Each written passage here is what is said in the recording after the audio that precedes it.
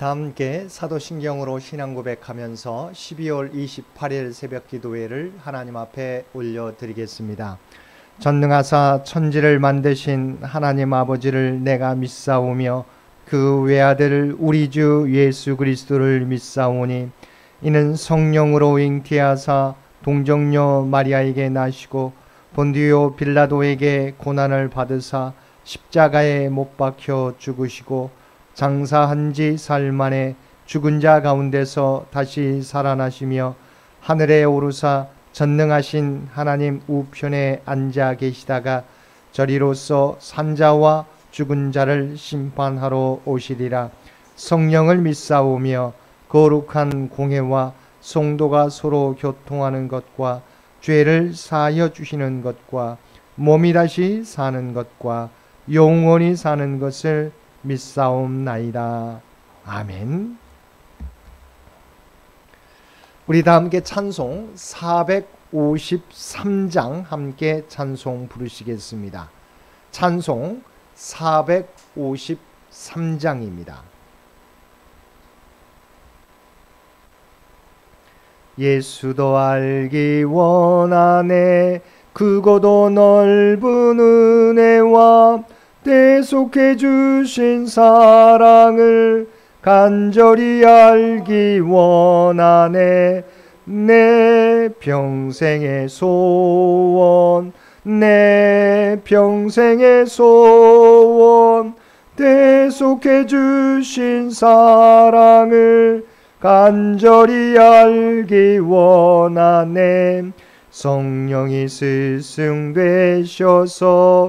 진리를 가르치시고 거룩한 뜻을 깨달아 예수를 알게 하소서.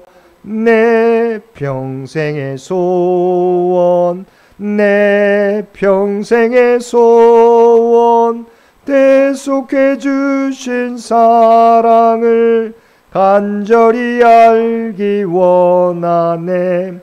성령의 감화 받아서 하나님 말씀 배우니 그 말씀 안절안절이 내 맘에 겨운데도다. 내 평생의 소원, 내 평생의 소원, 대속해 주신 사랑을 간절히 알기 원하네. 예수가 계신 보좌는 영광에 둘려 있도다. 평화의 왕이 오시니 그 나라 왕성하도다. 내 평생의 소원, 내 평생의 소원, 대속해 주신 사랑을 간절히 알기 원하네. 오늘 우리에게 주신 하나님의 말씀 잠언 30장 1절에서 14절까지 말씀입니다. 잠언 30장 1절에서 14절까지 말씀입니다.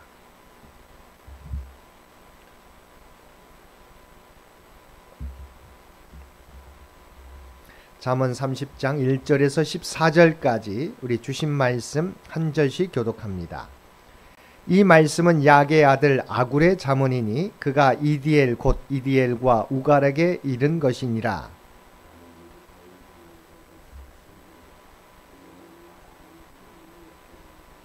나는 지혜를 배우지 못하였고 또 거룩하신 자를 아는 지식이 없거니와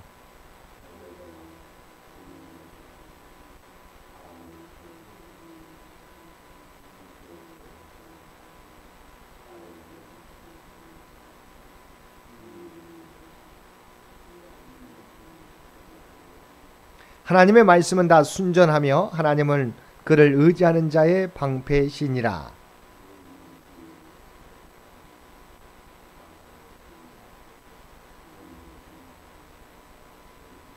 내가 두 가지 일을 주께 구하였사오니 내가 죽기 전에 내게 거절하지 마시옵소서.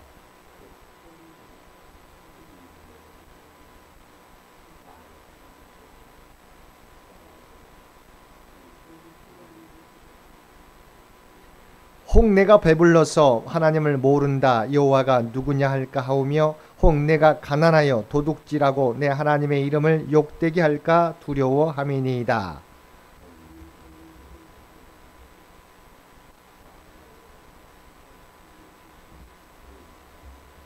아비를 저주하며 어미를 축복하지 아니하는 무리가 있느니라.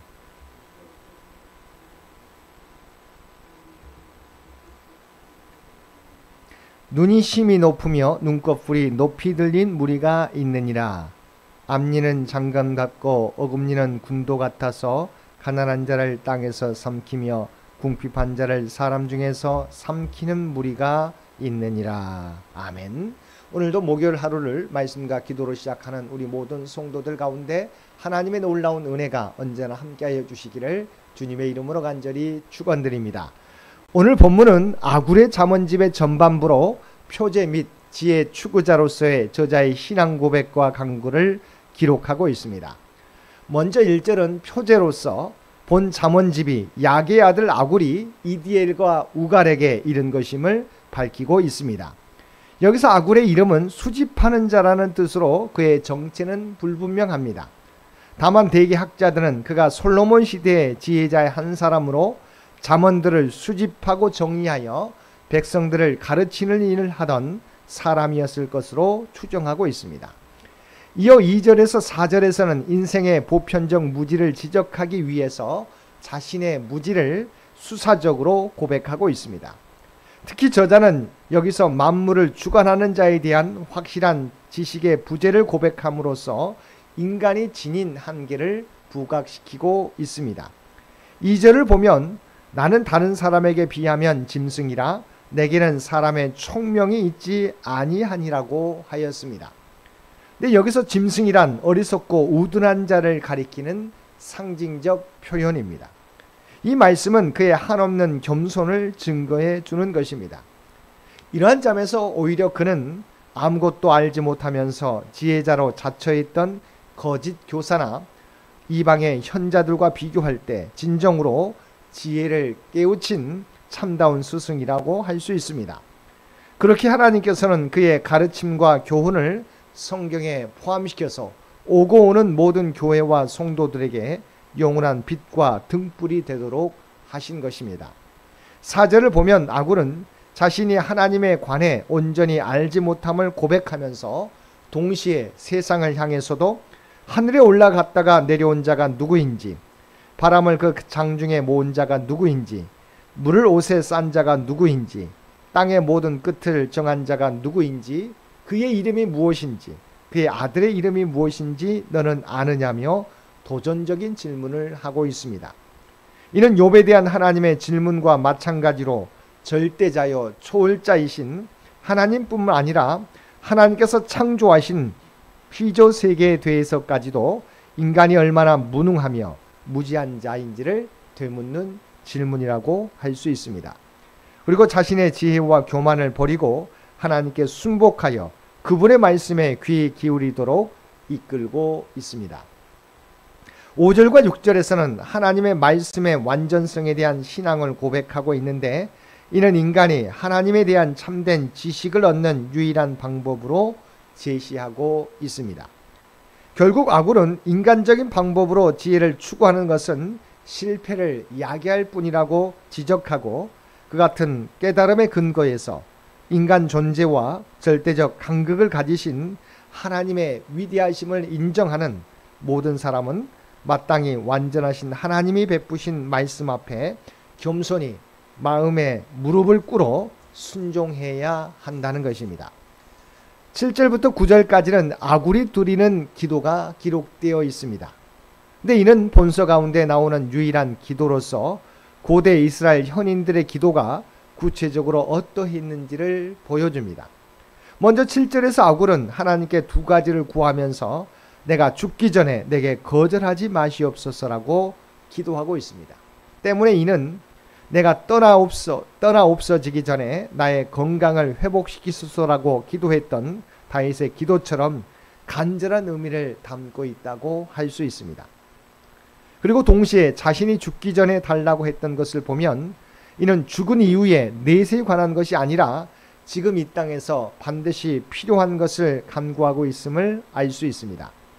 8절에서 그는 헛된 것과 거짓말을 내게서 멀리하게 해달라는 것과 나를 가난하게도 마옵시고 부하게도 마옵시고 오직 필요한 양식으로 나를 먹이시옵소서라고 필요한 양식으로 채워달라는 두 가지를 구하고 있습니다.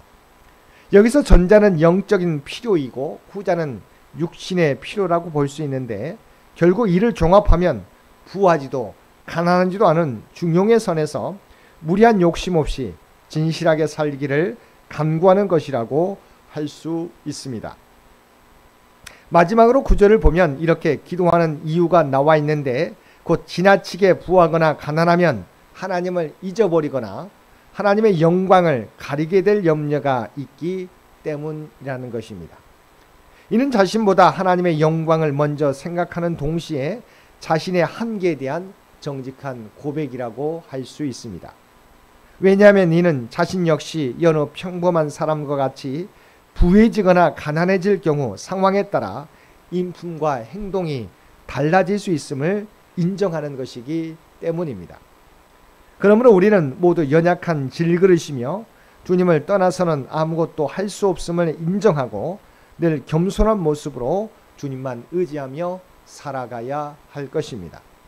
13절을 보면 눈이 심히 높으며 눈꺼풀이 높이 들린 무리가 있느니라고 하였습니다. 여기서 눈이 심히 높다는 것은 교만을 나타내는 히브리적 표현 가운데 하나입니다. 때문에 앞에 12절이 영적 우매와 교만을 표현한 것이라면 본절은 이를 좀 더 확대하여 일반화한 것이라고 할 수 있습니다. 즉 영적으로 의롭다고 뽐내는 것뿐만 아니라 재산이나 미모, 학식, 지위, 권세 등이 남보다 좀 낫다고 하여 잘난 척하며 교만하게 행동하는 사람들을 가리키는 말인 것입니다. 이들은 항상 공작새와 같은 모습으로 자신이 가진 것들을 드러내며 주변 사람들을 업신여깁니다. 그리고 어디를 가든지 상석에 앉지 않으면 견디지를 못합니다. 하지만 이들은 잠시 세상 사람들의 부러움을 받는 것 같아도 실상 가장 미련하고 불쌍한 자들이라고 할 수 있습니다. 왜냐하면 하나님은 교만한 자를 물리치시고 겸손한 자에게 은혜를 베푸시기 때문입니다. 그러므로 우리는 항상 겸손한 자세로 하나님과 이웃을 섬기는 자들이 되어야 할 것입니다. 14절은 권력 있는 자들이 힘없는 약한 자를 대하여 행하는 포악과 압제에 대하여 기록하고 있습니다. 근데 이 모든 것을 감찰하신 하나님이 계시다는 것입니다. 그러므로 14절은 장차 마지막 때에도 동일한 모습으로 흉폭하게 압제하는 자들에 대하여 하나님이 심판을 내리실 것을 예고하고 있습니다. 사랑하는 성도 여러분, 세상 사람들은 많은 것을 소유하며 사는 것이 복이라고 하고 의롭게 살아가는 것이 손해라고 말합니다. 하지만 아굴은 오직 하나님을 의지하며 사는 것이 참 부요이며 하나님의 의를 이루며 사는 것이 복이라고 말하고 있습니다. 주께서 베푸신 은혜 안에서 자족하고 무엇보다 나보다 남을 낮게 여기며 예수님처럼 겸손히 섬기는 자로 살아가는 저와 여러분 모두가 되시기를 주님의 이름으로 간절히 축원드립니다. 함께 기도드리겠습니다. 사랑과 은혜가 충만하신 아버지 하나님, 지혜의 시작은 우리가 하나님의 지혜를 온전히 헤아릴 수 없음을 깨닫는 것이고 진정한 성공은 하나님 앞에서 만족하는 삶인 줄 믿습니다. 또한 주님의 겸손을 닮아 살아가는 줄 믿습니다. 이 땅에서 살아갈 때 세상에 추구하는 복이 아니라 하나님의 백성으로서 오직 하나님을 의지하며 하나님의 의를 이루며 살아가는 저희들 되게 하여 주옵소서. 오늘도 이 나라 이 민족을 위하여 기도하는 주의 백성들의 간구를 들어주시고 주께서 친히 인도하여 주시기를 원합니다. 백주년을 준비하며 나아가는 창현재단과 창현의 가족들을 기억하여 주시고 오직 하나님의 계획을 이루고도 남음이 있게 하여 주옵소서. 다음 선교 100년을 준비하는데 부족함이 없게 하여 주옵소서. 특별히 육신의 연약함을 안고 있는 환우들을 기억하여 주시고 하나님 놀라운 치유와 회복의 역사를 베풀어 주시기를 원합니다. 또한 경제적으로 물질적으로 어려움 가운데 있는 주의 백성들을 기억하여 주시고 오늘도 그들에게 필요한 은혜를 풍성히 허락하여 주시옵소서. 시험을 치르고 결과를 기다리는 자들, 혹여 낙심하거나 좌절하는 자녀들 없도록 도와주옵시고 모든 것이 합력하여 선을 이루게 하여 주시옵소서. 특별히 아버지 하나님 전쟁과 분쟁 가운데 있는 아버지 여러 나라들을 기억하여 주시고 그곳 가운데 온전히 하나님의 평화, 그리스도의 평화가 임할 수 있도록 놀라운 은총 도와여 주시옵소서. 오늘 또 우리에게 복된 하루를 허락해 주신 것 진심으로 감사드립니다. 아버지 하나님 주어진 시간을 헛되이 보내지 않게 하여 주옵소서. 이제 2023년도도 얼마 남지 않았는데 아버지 하나님 남은 시간도 저희들 잘 마무리할 수 있도록 우리를 지키시고 보호하여 주옵소서.